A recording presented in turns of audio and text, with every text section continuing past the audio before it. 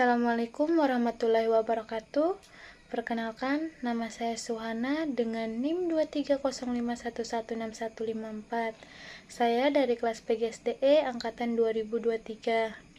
Sebelumnya, terima kasih kepada Bapak Mulis SPD MPD selaku dosen pengampu mata kuliah Demokrasi dan HAM. Pada kesempatan saat ini, saya akan membahas materi tentang peristiwa Rumah Gedong dan Postatis di Aceh pada tahun 1989. Mungkin langsung kita masuk ke pembahasan yang pertama, yaitu sejarah Rumah Gedong dan pemanfaatannya sebagai postatis. Rumah Gedong merupakan rumah warisan dari peninggalan sejarah. Rumah Gedong berada di Desa Bili Aron, Kabupaten Pidi. Rumah Gedong dibangun pada tahun 1818 oleh Apong Raja Lamkuta. Beliau merupakan putra seorang prajurit kerajaan Aceh pada masa penjajahan Belanda. Raja Lamkuta dan rekan-rekannya menggunakan rumah tersebut sebagai tempat untuk mempersiapkan strategi untuk melawan Belanda. Namun, pada saat Aceh menjadi daerah operasi militer, Rumah Gedong dijadikan postatis. Rumah Gedong ini digunakan sebagai kamp konsentrasi militer, juga sebagai tempat pasukan Kopassus melakukan pengawasan terhadap masyarakat sewaktu Aceh masih dalam status daerah operasi militer pada tahun 1989 sampai 1998. Rumah Gedong digunakan oleh aparat TNI sebagai pusat interogasi dan penyiksaan terhadap masyarakat Aceh yang diduga terlibat dalam gerakan Separtis. Selama konflik Aceh, kedua belah pihak terlibat dalam tindakan kekerasan dan pelanggaran hak asasi manusia. Tragedi Rumah Gedong menjadi salah satu contoh kekejaman yang terjadi selama konflik di Aceh. Pada saat memasuki era konflik Aceh antara Gerakan Aceh Merdeka dan pemerintah Indonesia, fungsi rumah ini berubah secara drastis. Pada tahun 1989, Rumah Gedong dijadikan sebagai postatis atau satuan taktis dan strategis oleh aparat militer Indonesia, khususnya TNI. Keputusan ini diambil dalam rangka pelaksanaan operasi militer yang dikenal sebagai Operasi Jaringan Merah, yang bertujuan untuk memberantas aktivitas Separtisme yang dilakukan oleh GAM. Selama difungsikan sebagai postatis, Rumah Gedong menjadi simbol kekerasan negara terhadap warga sipil Aceh. Di lokasi ini, banyak warga sipil yang diduga simpatisan atau anggota GAM ditahan, diinterogasi, bahkan disiksa secara sistematis. Sejumlah laporan dari lembaga hak asasi manusia dan kesaksian korban menyebutkan terjadinya berbagai bentuk pelanggaran HAM, termasuk penyiksaan, pemerkosaan, dan pembunuhan di dalam bangunan tersebut. Penggunaan Rumah Gedong sebagai pos militer berlangsung hingga awal tahun 2000-an, sebelum akhirnya ditinggalkan. Tujuan dari penyiksaan ini meliputi pengadaan informasi, pemaksaan pengakuan, pelibatan pihak lainnya dalam tuduhan tertentu, indoktrinasi politik, intimidasi, serta isolasi terhadap individu atau kelompok. Dalam hal ini, penyiksaan bukan merupakan tindakan yang didorong oleh motif pribadi, seperti kecenderungan agresif atau keinginan menyakiti, melainkan merupakan tindakan sistematis yang dilakukan oleh institusi resmi negara melalui aparaturnya. Tindakan represif ini dijalankan dalam kerangka kebijakan yang diklaim sebagai upaya penerbitan dan pembangunan stabilitas. Peristiwa Rumah Gedong menjadi salah satu simbol kekerasan sistematis negara terhadap masyarakat Aceh selama masa konflik. Lokasi ini menjadi bagian penting dalam narasi sejarah pelanggaran HAM di Indonesia dan menjadi tuntutan utama dalam upaya penegakan keadilan serta rekonsiliasi pasca konflik Aceh. Masyarakat sipil dan organisasi HAM terus mendorong pengakuan negara terhadap tragedi tersebut serta pemulihan hak-hak korban. Bisa dilihat di sini ada Rumah Gedong. Nah, rumah gedong ini sangat mirip dengan rumah adat Aceh. Rumah gedong yang berarti rumah besar atau rumah orang kaya. Rumah gedong sangat besar karena bentuknya seperti dua rumah yang digabungkan. Di tengah rumah ada tempat duduk yang disebut pantewu dengan meja dan tiang-tiang besar di bagian belakangnya. Di dekat tiang-tiang itulah tawanan disiksa. Militer telah menggunakan tempat ini untuk melakukan berbagai tindakan kekerasan di Kabupaten Pidi sejak tahun 1990. Pada tanggal 21 Agustus, Bahadurin Lopa dan anggota tim Komnas HAM tiba di Aceh dan menyisiri halaman rumah gedong yang berukuran lebih dari 150 kali 180 meter. Saat mereka menyisir rumah gedong, mereka mendapatkan serpihan tulang jari kaki, tangan, rambut, dan rantai ditemukan. Selanjutnya kita masuk ke pembahasan kedua, yaitu kekerasan dan penyiksaan di rumah gedong. Rumah gedong adalah kamp penyiksaan bagi masyarakat Aceh. Rakyat diambil dan diperlakukan di luar batas kemanusiaan demi negara yang bernama Republik Indonesia. Rakyat diambil secara sewenang-wenang, rakyat disiksa, rakyat diperkosa, rakyat diperlakukan secara hina-dina, rakyat diperas, dan rakyat tidak bisa menentukan karena para serdadu menghilangkan sebagian bukti dan para jenderal memanipulasi realitas yang sesungguhnya.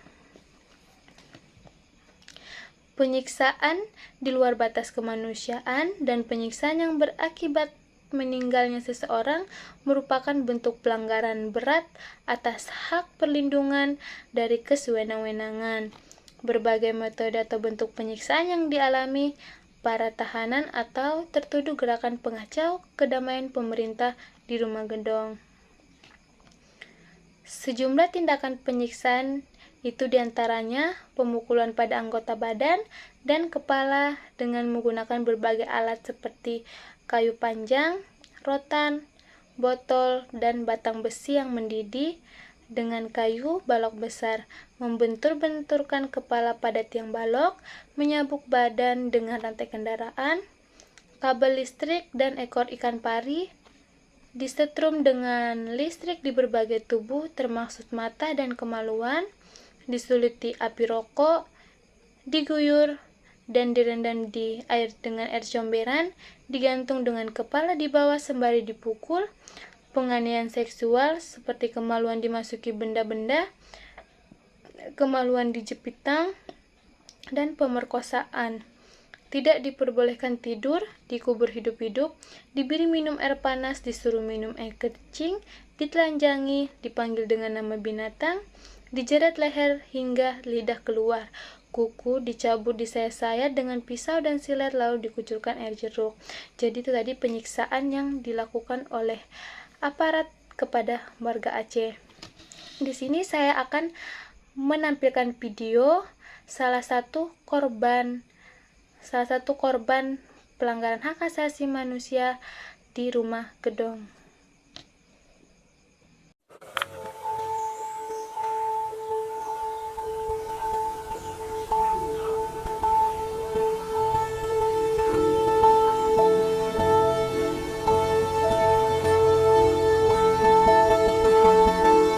Para korban yang harus kemudian apa namanya misalnya kan bisa memulihkan ekonomi saya misalnya, berarti kan misalnya sudah dimasuki ke dalam mobil, langsung dibawa ke rumah gedung sana. Dia interogasi saya dengan ucapan, ngapain kau mari?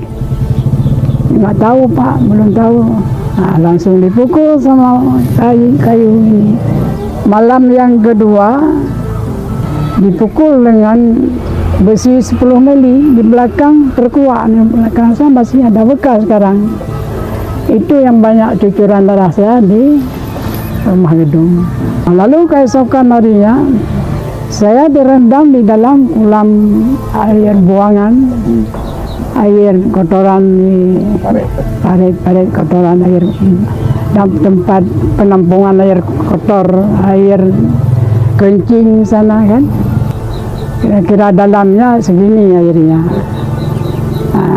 Ketika saya ini tiduran dalam air itu, datang si Partono dengan tepak sepatu 42 itu, dia tendang lagi agar saya tenggelam di air. Itulah perilaku mereka.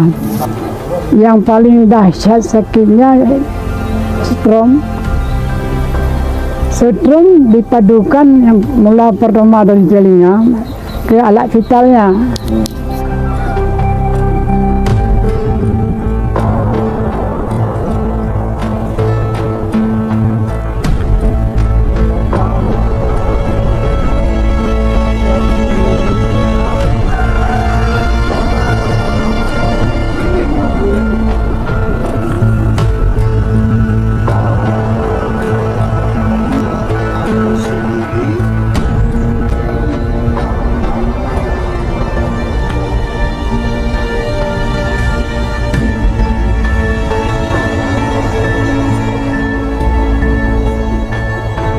Dari video tadi, beliau menceritakan penyiksaan yang dia alami selama di rumah gedong.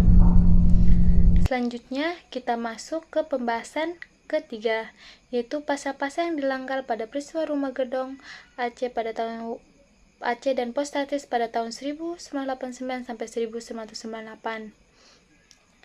Berdasarkan hasil penyelidikan mendalam terhadap 60 orang saksi, tim ad hoc penyelidikan peristiwa pelanggaran HAM yang berat di Provinsi Aceh menyimpulkan bahwa peristiwa rumah gedong dan sejumlah postatis lainnya menunjukkan adanya bukti permulaan yang cukup atas dugaan terjadinya kejahatan terhadap kemanusiaan sebagaimana diatur dalam pasal 7 huruf B CO pasal 9 Undang-Undang Nomor 26 Tahun 2000 tentang Pengadilan Hak Asasi Manusia. Dugaan kejahatan tersebut mencangkup A. Pemerkosaan dan bentuk-bentuk kekerasan seksual lainnya setara, B. Penyiksaan, C. Pembunuhan, D. Perampasan kemerdekaan atau kebebasan fisik lainnya secara sewenang-wenang yang bertentangan dengan prinsip-prinsip dasar hukum internasional, dan E. Penghilangan orang secara paksa. Kelima, tindakan tersebut merupakan bagian dari suatu pola serangan yang ditunjukkan secara langsung terhadap penduduk sipil sebagai bagian dari kebijakan penguasaan pada masa itu yang dilaksanakan secara sistematis dan meluas. Pembahasan selanjutnya yaitu pengaruh rumah gedong terhadap masyarakat sekitar. Rumah gedong memberikan pengaruh yang sangat buruk bagi masyarakat Aceh.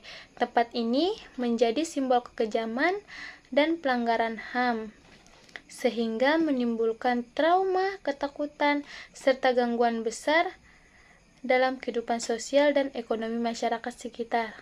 Kehadiran pasukan di rumah gedong membuat aktivitas warga menjadi terbatas karena selalu diawasi dengan ketat, bahkan kegiatan keagamaan pun tidak luput dari pengawasan. Rumah gedong tidak hanya menghancurkan rasa aman masyarakat, tetapi juga merampas kebebasan mereka. Setiap aktivitas sosial dan keagamaan diawasi dan kerap dibubarkan, masyarakat hidup dalam tekanan, khawatir menjadi korban salah tangkap hanya karena laporan dari cuak atau mata-mata Kopassus yang kekuasaannya dilindungi aparat. Para cuak ini bisa mencabut kebebasan siapapun sesuka hati. Secara ekonomi, keberadaan rumah gedong memiskinkan warga. Masyarakat takut menggarap sawah dan atau beraktivitas di sekitar rumah gedong karena takut ditangkap. Dampak keberadaan rumah gedong bahkan membuat masyarakat tidak berani berkumpul atau menjalankan kegiatan sosial. Lingkungan sekitar luput dari hal sosial dan ekonomi. Setelah Kopassus ditarik pada tahun 1998, warga menyambutnya dengan rasa lega dan perlahan mulai berani beraktivitas seperti biasa. Namun, trauma mendalam tetap membekas dalam ingatan koleksi masyarakat Aceh. Pembahasan selanjutnya itu rumah gedong saat ini. Bisa lihat gambarnya di sini. Penghancuran sisa bangunan rumah gedong yang merupakan salah satu situs pelanggaran hak asasi manusia berat di Kabupaten Pidi, Aceh ditentang berbagai pihak. Menurut Amnesty International Indonesia, penghancuran sisa bangunan rumah gedong terjadi pada tanggal 19 sampai 21 Juni 2023. Sisa dinding rumah dihancurkan dan sumur ditimbun. Direktur Eksekutif Amnesty International Indonesia, Usman Hamid mengatakan pihaknya menyesalkan penghancuran sisa bangunan rumah gedong. Penghancuran bangunan penting ini menimbulkan pertanyaan terkait keseriusan negara dalam upaya menuliskan ulang sejarah Indonesia dan upaya lain berupa memorialisasi pelanggaran HAM berat di Aceh. Kata Usman dalam siaran pers Kamis tanggal 22 bulan 6 2023. Penolakan juga disuarakan Yayasan Pasca Aceh, organisasi kemanusiaan yang mendorong terwujudnya perdamaian abadi bagi masyarakat Aceh. Penghancuran ini sangat merendahkan martabat korban dan masyarakat setempat. Suara mereka telah diabaikan dalam proses ini. Penghancuran sisa bangunan rumah gedong dianggap sebagai upaya penghilangan barang bukti, pengaburan kebenaran, penghapusan sejarah dan memori kolektif rakyat Aceh atas konflik di Aceh sejak tahun 1976 hingga 2005. Pada tanggal 25 Agustus 1998, harian Kompas HAM pernah memberitakan berdasarkan hasil pemantauan tim Aceh dari Komnas HAM, jumlah korban tewas tindakan kekerasan selama penerapan DOM 1989 sampai 1998 di Aceh tercatat 751 orang. Adapun korban hilang berjumlah 163 orang, korban penganiayaan 368 orang, dan korban pemerkosaan 102 orang. Penyelidikan pelanggaran HAM di Aceh kembali dilakukan oleh Komnas HAM sejak 2013. Laporan penyelidikan di kasus tersebut telah diserahkan ke Kejaksaan Agung pada 28 Agustus 2018. Selanjutnya, kita masuk kesimpulan.